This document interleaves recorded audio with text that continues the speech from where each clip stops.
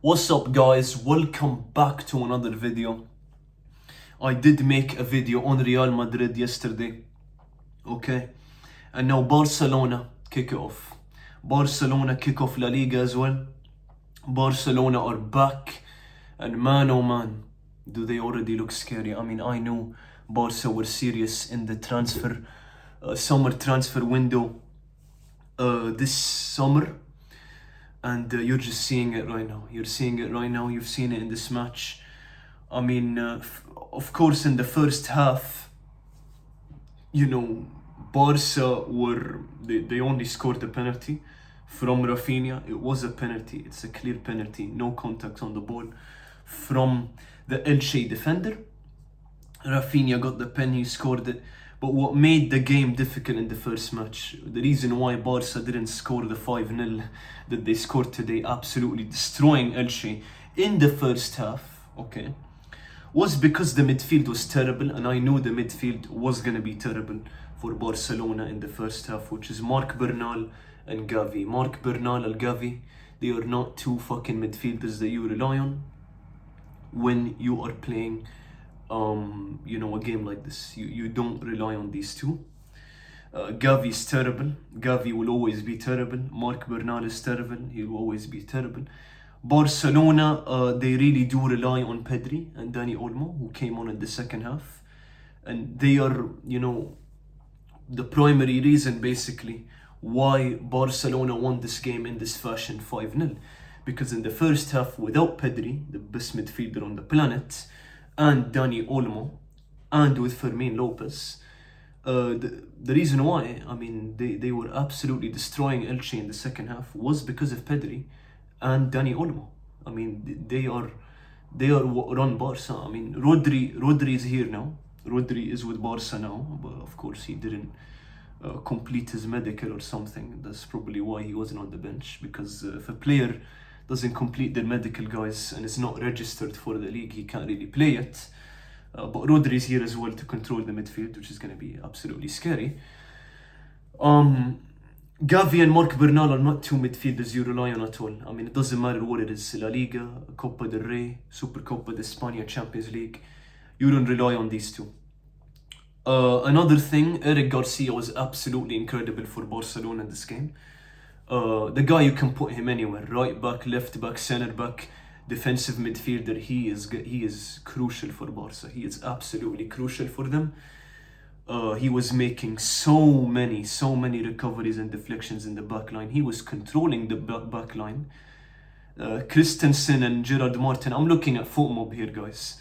They are not 7 rated. I mean, these guys were, they're fucking terrible.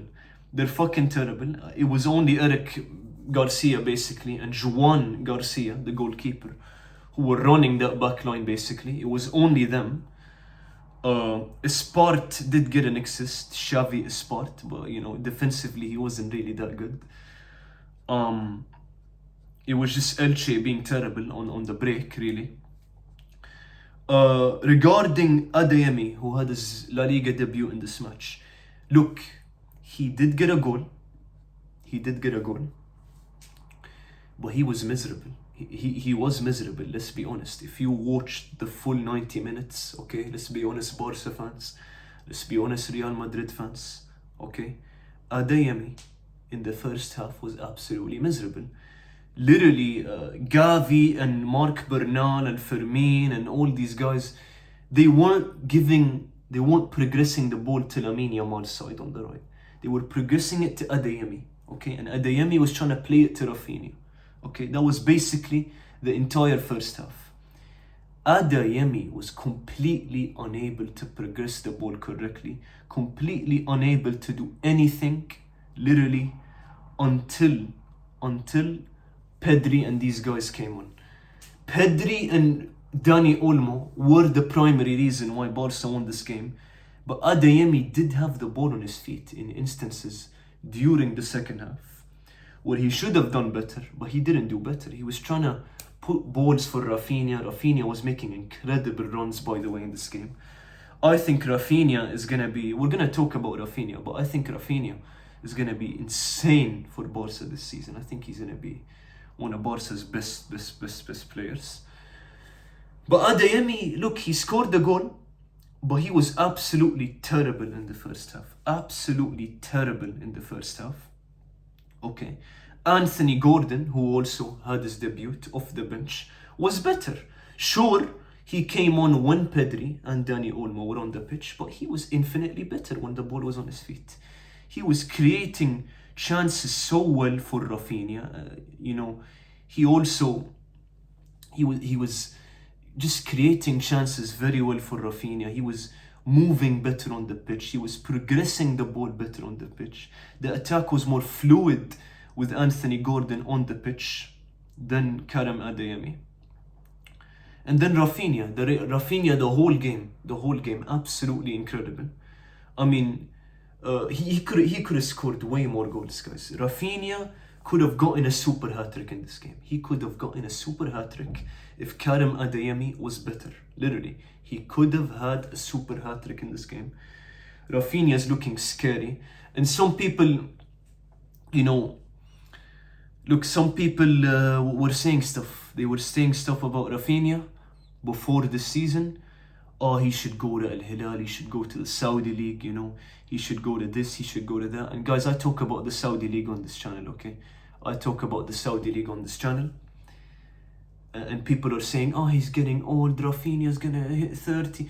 They were saying the same rubbish that they were saying on Lewandowski, okay? Rafinha is an absolute baller. Absolute baller. Sure, look, in my opinion, I don't like these type of wingers, okay? Like, if I was making a team, I wouldn't really put a winger that is unable to dribble, at that level where he can create chances. But Rafinha's specialty is literally clinicality. Rafinha, when he's in the box, he is so good at just scoring goals. When you give him the ball in the penalty area, that's his expertise. That's what he does. That's his strength. It's just putting the ball in the back of the net. He's not the best at dribbling. That's why I don't like these types of wingers. Rafinha, Luis Diaz, Cody Gakpo. I don't like this profile. But I give these players credit when they just score. When they're in the penalty area and they make correct decisions and they score. Or they put balls on a plate, when they create chances, okay, without, that flashy dribbling. Rafinha wasn't playing as a winger in this match. He was playing striker, and I knew he was going to do well. I knew when Barca signed Adeyemi and when Barca signed Gordon that Rafinha was going to play striker, and that's why I've been saying on my channel, guys, Barca are going to be scary. Barca are going to be scary. 5-0 today, I'm not surprised. Elche opened up the pitch. I don't know why Elche weren't parking the bus in this match, okay? I don't know, very stupid by, what's his name? Martin Anselmi. That's the manager on my phone, I've been saying. He opened up the pitch, he didn't play haram ball. That's how you should be playing against Barca. You lock up the pitch, you play haram ball, you park the bus. Instead, he played toe-to-toe with Barcelona, who were a team that is absolutely scary on the attack. Absolutely scary. You don't play like that. Barca have a scary midfield as well. And Rafinha, striker, it's not a difference. Rafinha, I'd say he might be better on the striker position than the left wing because his strength is being clinical and scoring goals. So Barca are looking very scary. Very, very, very scary if you open up the pitch, okay? Osasuna, Getafe, who will play against Barca at some point in LaLiga, they won't be easy for Barca because they would lock up the pitch. Elche today didn't lock up, they opened up the pitch. Fermin Lopez and Dani Olmo, these two are the same profile of a midfielder. So I'm not surprised with Fermin Lopez's performance. There was a beautiful goal he scored where he took a touch. Okay, I believe it was Xavi. Yeah, it was Xavi. I thought it was Christensen. Xavi gave him a pass. Okay, and Fermin made a beautiful touch, and then he did this, like he went backwards and he made a run and he took the shot. I mean, incredible, absolutely incredible from him. Just like Dani Olmo, he's the same profile. This is what he does. He's a great number 10. what can I say, great number 10 for Barcelona. Just like Dani Olmo, he scored 2 goals. He could have also had a hat-trick. Lamine Yamal, all I can say regarding him is he had one great thing he did in this game, which could have gotten Rafinha his super hat-trick. He put a beautiful ball, beautiful travella to Rafinha. Other than that, I can't really say much positives. I mean, the team didn't really play for him that much. They mostly went on Anthony Gordon's side, Karim Adeyemi's side. But I don't think Yamal had a bad game. I wouldn't say it's a bad game. I'd say it's an okay-ish game. He had an okay-ish game. Yeah. So, thank you guys for watching this video. Barcelona absolutely destroy Elche. Barca fans, tell me in the comments what you think. Madrid fans, tell me in the comments what you think. Thank you for watching this video.